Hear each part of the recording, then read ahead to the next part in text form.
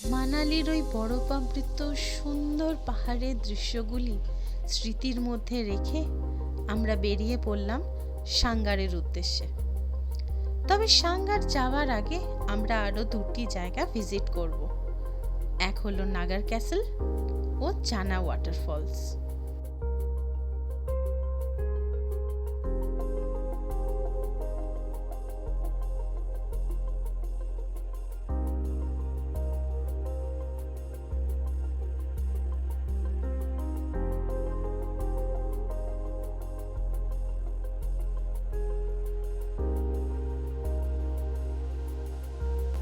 চলো তোমরাও এই দৃশ্য অনুভব করতে করতে আমাদের সঙ্গে থাকো। ক্যাসেলে যাবার পথে পাহাড়ের অতুলনীয় দৃশ্য চোখে পড়ছিল। নাগার ক্যাসেল শুধু দুর্গ নয়, বর্তমানে এটি একটি হোটেলে রূপান্তরিত হয়েছে। বেশ কয়েকটি চলচ্চিত্র এখানে শুটিং হয়, তার মধ্যে উল্লেখযোগ্য জব উই মেট। পাহাড়ি দৃশ্যে বিভোর হয়ে কখন যে নাগার ক্যাসেলে ঢুকে পড়লাম বুঝতেই পারলাম না। নাগার ক্যাসেল হলো হিমাচল প্রদেশের কুল্লু জেলায় অবস্থিত একটি ঐতিহাসিক দুর্গ। এককালে এখানে কুল্লু রাজাদের রাজত্ব ছিল। এটি নিপুণ হাতের কাঠের কাজ করা ঐতিহ্যবাহী খাটখুনি শাল নির্মিত দুর্গের ভিতরে একটি মন্দির এবং নিকোলাস রোরিচের আর্ট গ্যালারিও আছে। এই দুর্গ যেরকম সুন্দর, ঠিক তেমনি বরফের চূড়া, বিয়াস উপত্যকা ও আপেলের বাগানগুলি এর বাইরে থেকে যে দেখা যায় সেগুলির দৃশ্যও অপূর্ব। কাঠের কাজের সাথে সাথে এখানে বিভিন্ন প্রকার ছোট ছোট হস্ত নির্মিত পাথরের মূর্তিও দেখা যায়। এগুলির কাজ অতি সূক্ষ্ম নিপুণতার সাথে করা।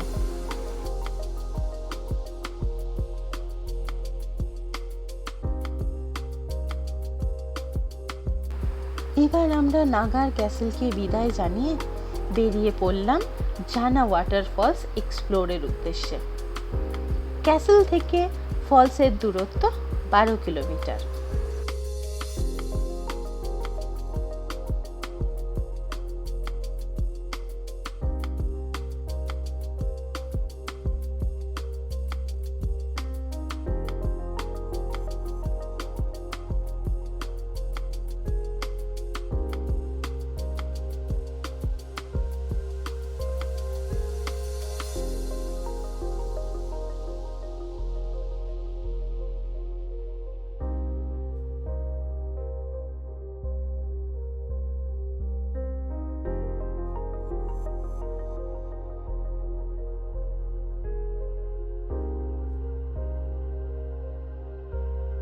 দূরের ওই পাহাড়টা দেখো, পুরো সাদা চাদরে যেন কেউ ঢেকে দিয়েছে। দেওদার, পাইন এবং আপেলের মতো আনন্দময় গাছগুলি প্রকৃতির মনোমুগ্ধকর সৌন্দর্যের এক ঝলক দেখায়।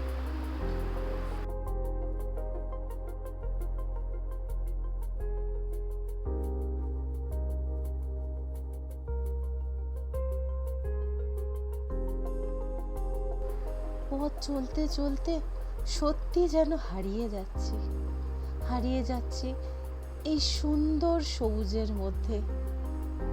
কি সুন্দর প্রকৃতি তার নিজের সবুজ চাদর দিয়েই যেন এই পাহাড়টাকে ঢেকে রেখেছে। এই সৌন্দর্যের জন্যই হয়তো বারে বারে পাহাড় ডাকে আমাদের, আর আমরা ছুটে যাই এই সৌন্দর্যকে উপভোগ করার জন্য।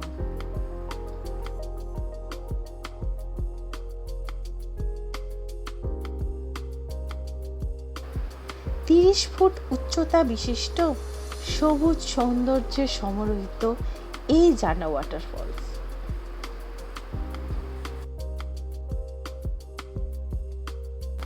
আমরা এখন চলেছি এই জানা ওয়াটারফলসটা এক্সপ্লোর করতে। পাহাড়ি চড়াই উতরাই পথ ধরে, এরকম পাথরের রাস্তা ধরে আমাদের অনেকটাই উপর দিকে উঠতে হবে। তারপরে গিয়ে আমরা ফলসটা দেখতে পাবো।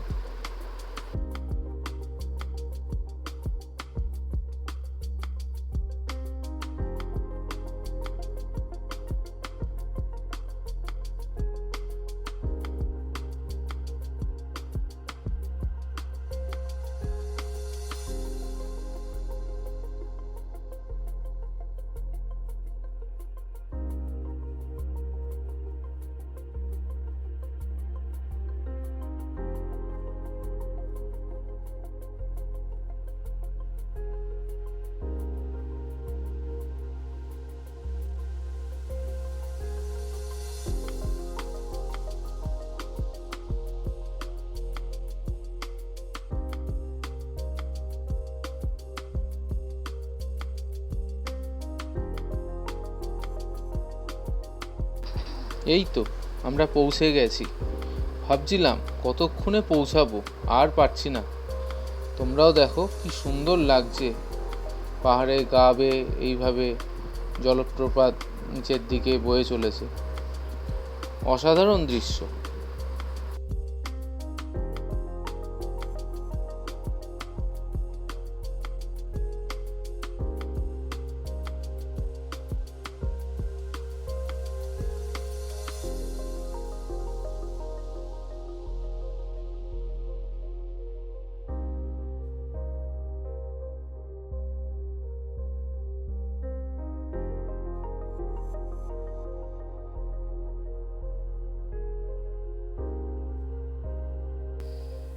এবার আমরা জানা ওয়াটারফলসকে বিদায় জানিয়ে চললাম সাঙ্গারের উদ্দেশ্যে।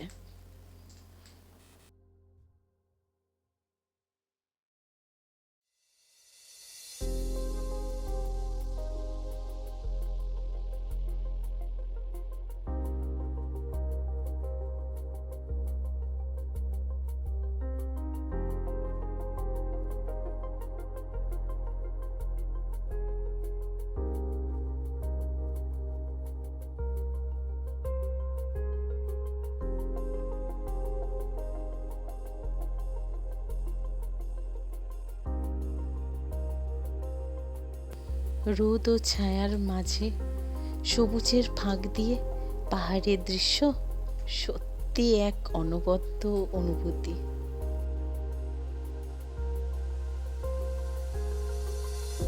সাঙ্গার হিমাচল প্রদেশের সাইঞ্জ উপত্যকায় অবস্থিত সুন্দর একটি গ্রাম।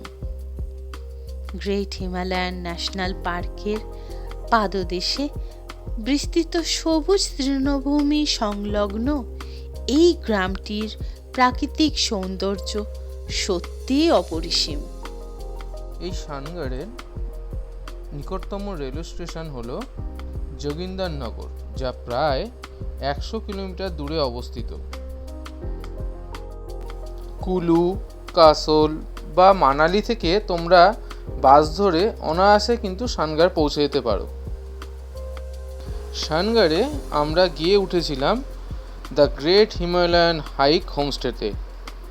রমেশ দাদা, যিনি ছিলেন এই হোমস্টের মালিক, তার এবং তার ফ্যামিলির প্রত্যেকের আতিথেয়তা ছিল খুবই ভালো। মনেই হয়নি আমরা বাড়িতে নেই, পাহাড়ের কোলে একটা ছোট্ট হোমস্টেতে রয়েছি। আমরা যেহেতু 3টে ফ্যামিলি ছিলাম এই ট্যুরে, তাই আমাদেরকে 3টে রুম বুক করতে হয়েছিল। এই হোমস্টে আপাতত 3টে রুম নেই তৈরি হয়েছে। তো ভবিষ্যতে রমেশদা বলছে কিছু হোস্টেলের ব্যবস্থা করবে। ওই দূরে দেখো হোস্টেলের কাজও চলছে। তো তোমরা ইচ্ছা করলে এখানে অবশ্যই গিয়ে 1-2 দিন কাটিয়ে আসতে পারো, খুব ভালো লাগবে।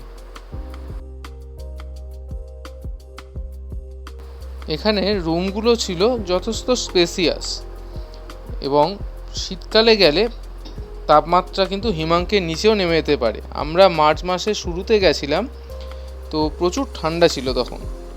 রাত্রিবেলায় আমাদেরকে কিন্তু রুম হিটার নিতে হয়েছিল। তোমরাও চাইলে সেই সময় যদি যাও ঠান্ডার সময়, তাহলে কিন্তু রুম হিটার ভাড়া করে নিতে পারো।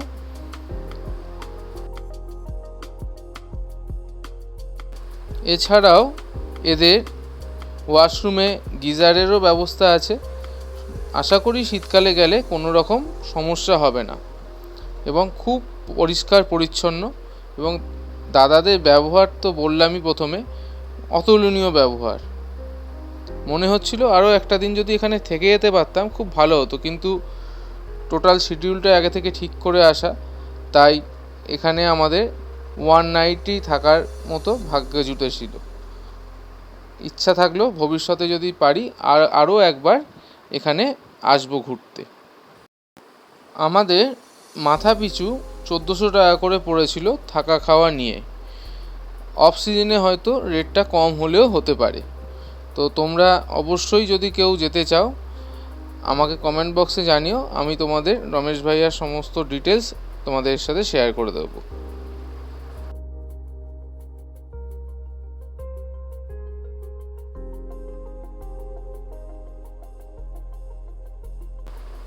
সবার সাথে একটা ছবি তুলে নিয়ে আমরা চললাম শানগড় ম্যারোতে ঘুরতে। এত সুন্দর জায়গাটা তোমরা না দেখলে বিশ্বাস করতে পারবে না। পুরো যেন সবুজ কার্পেটে পেতে রেখেছে প্রকৃতি থেকে, আমরা তার উপরে হেঁটে চলেছি।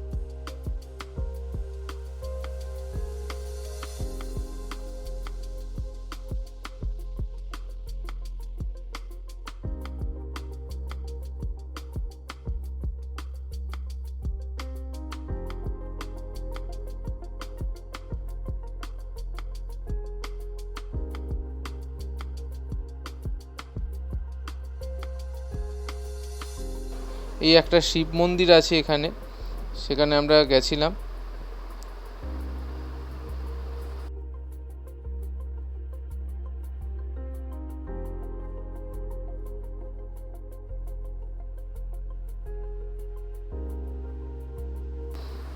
অনেকক্ষণ আমরা এই ম্যারোতে সময় স্পেন্ড করলাম। রুহি, সানা এরা প্রত্যেকে এত বড় ম্যাডো চারিদিকে দৌড়ে দৌড়ে ঘুরে বেড়ালো।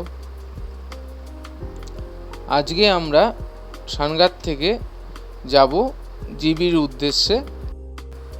তো জিবি নিয়ে নেক্সট ব্লগে আমি আসছি আবার। ভিডিওগুলো দেখতে কিন্তু ভুলো না কিন্তু তোমরা, আর অবশ্যই লাইক, কমেন্ট আর শেয়ার কিন্তু মাস্ট। যেহেতু আমার এটা নতুন চ্যানেল, তাই তোমাদের দ্বারাই আমি আরও ভিউয়ার্সের কাছে কিন্তু পৌঁছে দিতে পারবো। তো প্লিজ আমাকে এই ব্যাপারে একটু তোমরা হেল্প করো।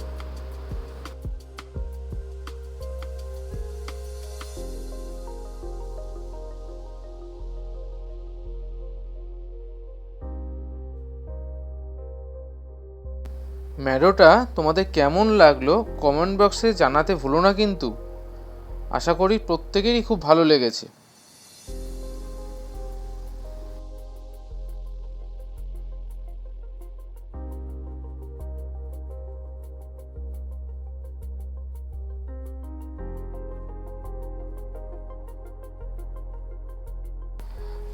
আজকের মতো এই পর্যন্তই।